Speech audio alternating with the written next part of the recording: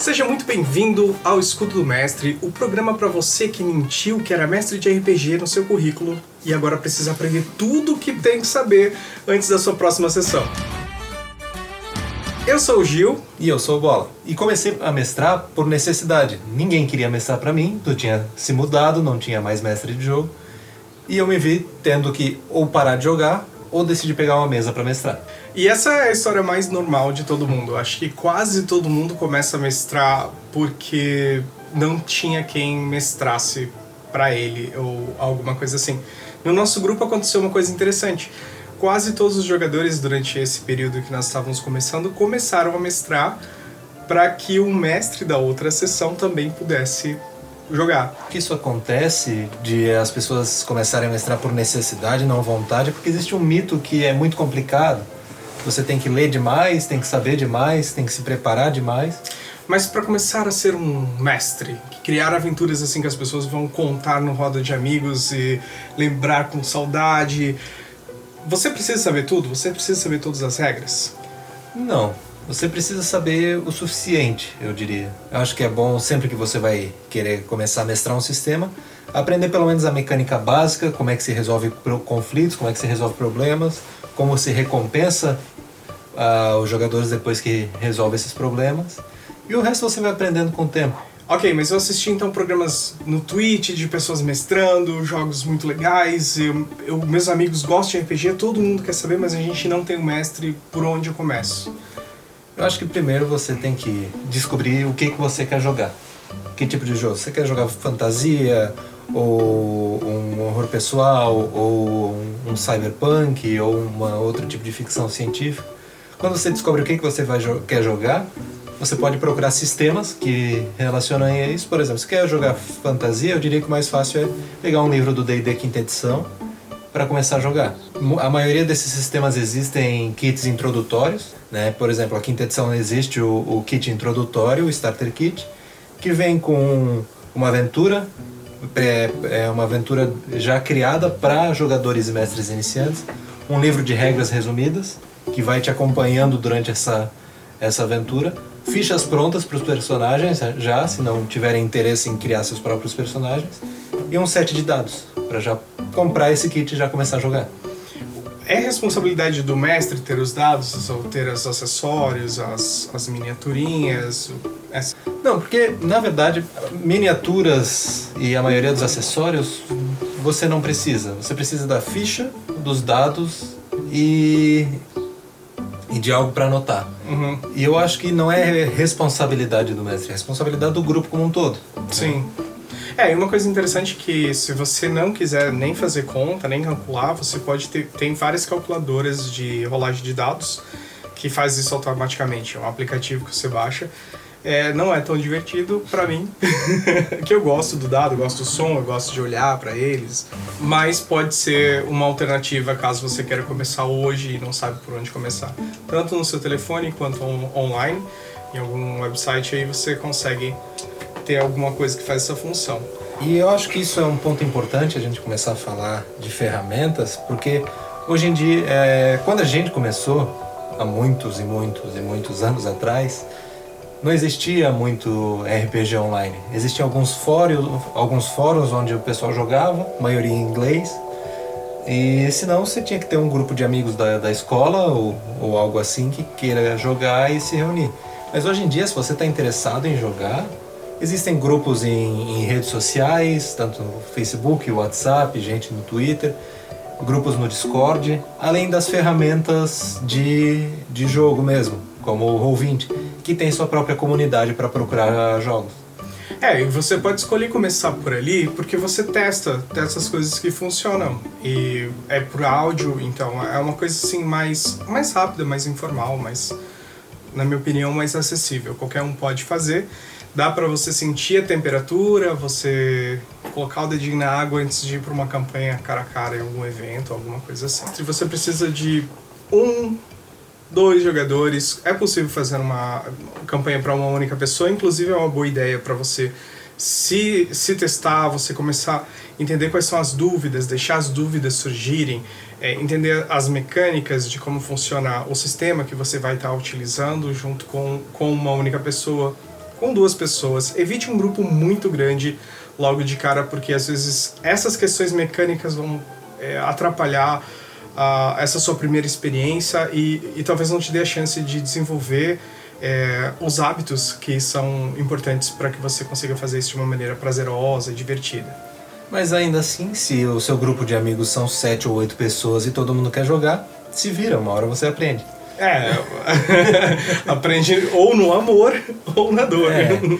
E isso eu acho que uma coisa muito importante é que quando a gente não está jogando, e principalmente hoje em dia, quando tem muita mesa em streaming, tem muito lugar para você assistir D&D, assistir RPG, a gente acaba caindo numa armadilha de achar que quando você começa a mestrar, você já tem que ter todos os artifícios e todas as habilidades do mestre experiente. Você já tem que saber como interpretar bem, fazer vozes para o personagem, descrever bem o cenário, conhecer todas as regras, quando na verdade nada é assim, né? Quando a gente aprende uma habilidade nova, e mestrar é uma habilidade que você aprende, você nunca vai começar muito bem. Você vai cometer erros, vai esquecer uma coisa ou outra, vai deixar a desejar numa descrição, mas isso é ok, isso é coisa que vai gerar o seu aprendizado. O importante é ter um grupo que te apoie e continuar jogando e pegando experiência. Isso é uma construção coletiva.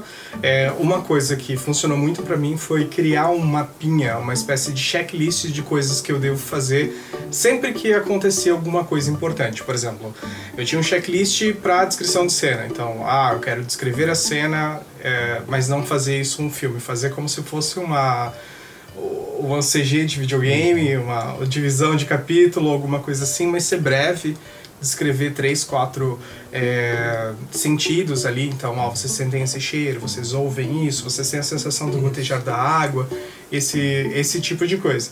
Então, sabia, toda vez que chegasse uma cena nova, ou eu pegava a minha colinha e lia o que eu já tinha preparado antes, ou eu lembrava que eu tinha que descrever aquilo daquela forma.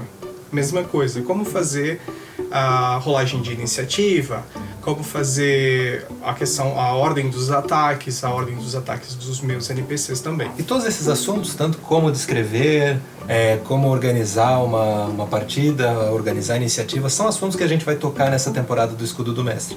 Então, se você veio do futuro, você pode olhar na nossa playlist, que provavelmente esse episódio já vai estar lá, e se não, aguarde um pouco, que em algumas semanas ele vai estar disponível. Uma ótima ideia, se você tiver a oportunidade, quer começar a mestrar para os seus amigos, e você não tem um grupo, vocês não têm o hábito de jogar RPG, procure um grupo, participe, jogue algumas sessões, preste atenção no comportamento do mestre.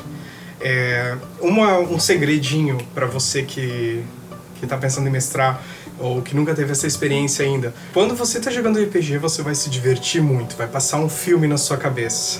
Enquanto na cabeça do mestre está se passando uma trilogia.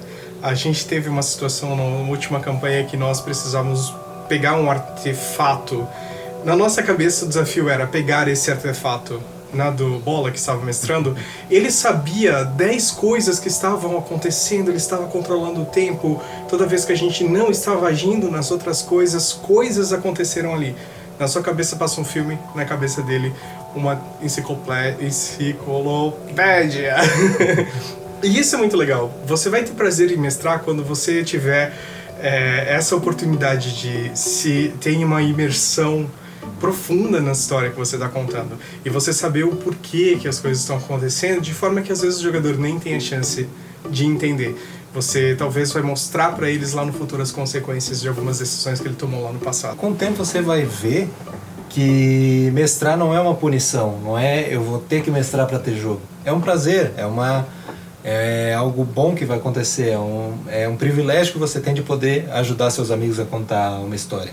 E uma coisa que às vezes acontece muito com mestres iniciantes é cair na armadilha de criar um antagonismo com os jogadores, de criar um jogo onde é o mestre contra os jogadores, onde seu objetivo é derrotar os jogadores e o objetivo dos jogadores é te derrotar. Na verdade não, o objetivo de todo mundo é se divertir e criar uma história interessante. E às vezes você cria essa história por colocar desafios, perigos para os jogadores, e às vezes você vai criar essa história gratificando eles, dando recompensas, dando histórias interessantes, fazendo o que eles querem que seja feito, ou até dando um encontro fácil para eles se sentirem poderosos. Ou permitindo que eles se saiam bem com uma sacada inteligente na hora que encontram um encontro. O mestre ele tem várias ferramentas que o jogador comum não tem. Essa é uma questão muito interessante, porque você consegue ver o jogo por trás das cortinas, digamos assim. Por trás do escudo, eu diria.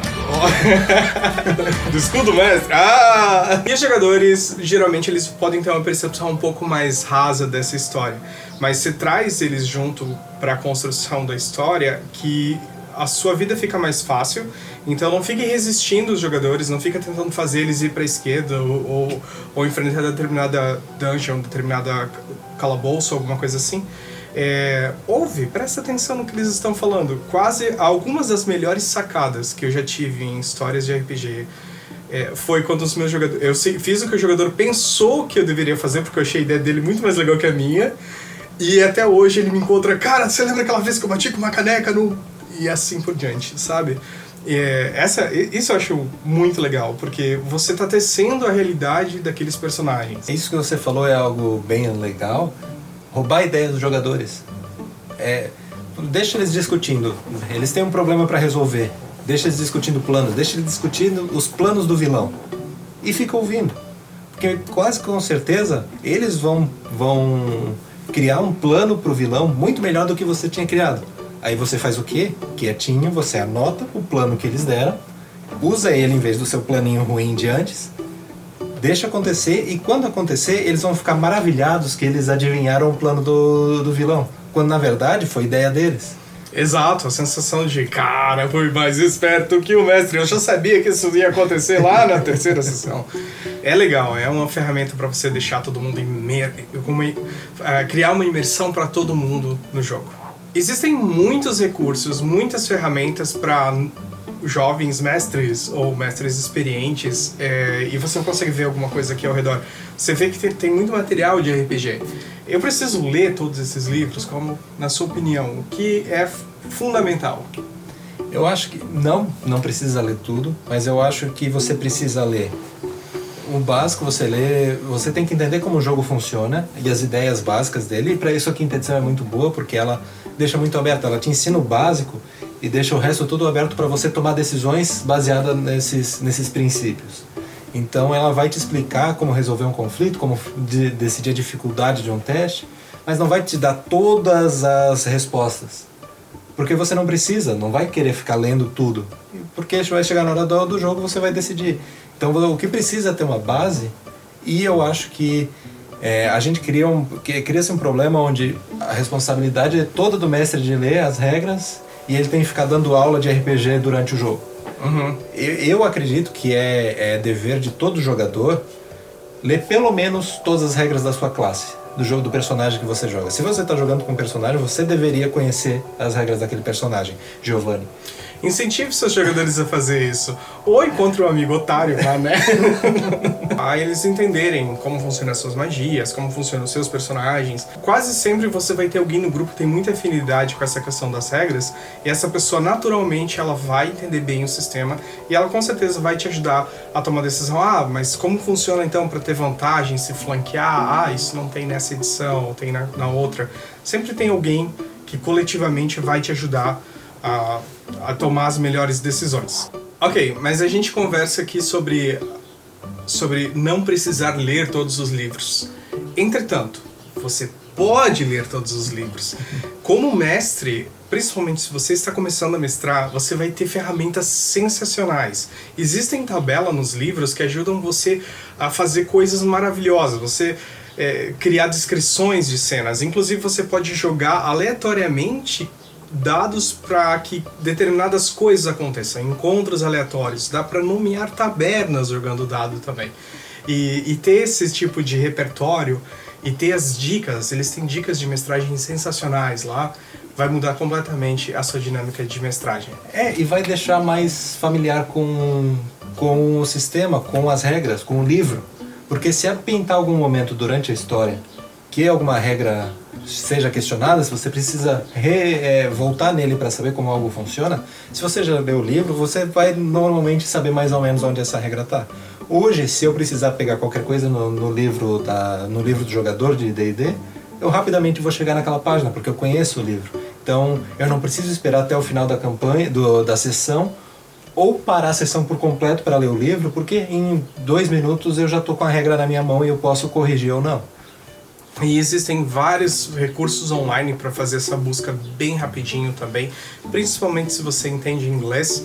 Muitos dos materiais são em inglês, então você consegue tirar ainda mais proveito disso tudo. É interessante falar que você, como mestre, tem a palavra final. Se no momento da dúvida está tendo uma discussão e as coisas estão demorando para se resolver, esquece o livro, esquece a regra, faz como você pensa que deveria ser. E antes da próxima sessão, mas isso é muito importante, antes da sua próxima sessão você esclarece como vai ser de agora em diante.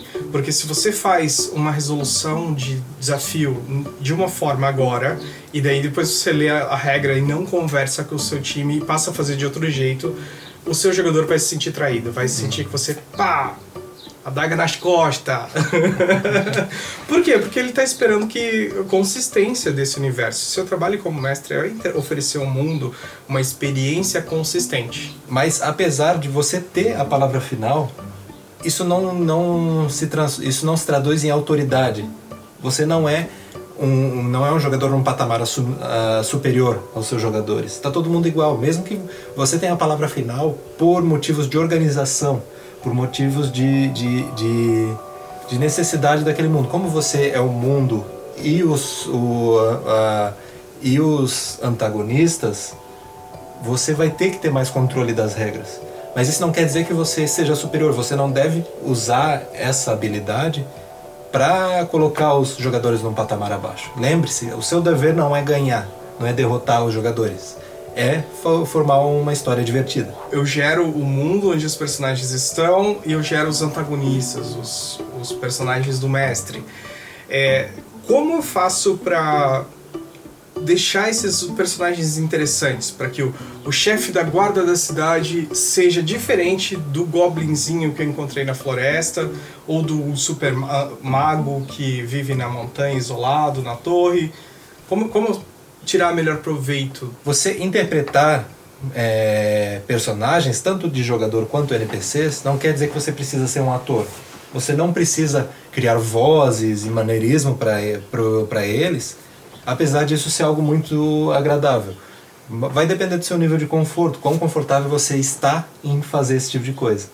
Mas mesmo assim, mesmo se você não quer criar uma voz diferente para aquele personagem, existem alguns truquezinhos que você pode fazer. Criar alguns maneirismos, alguns traços de personalidade. Se você pensar, é um chefe da guarda, mas o que esse chefe pode fazer?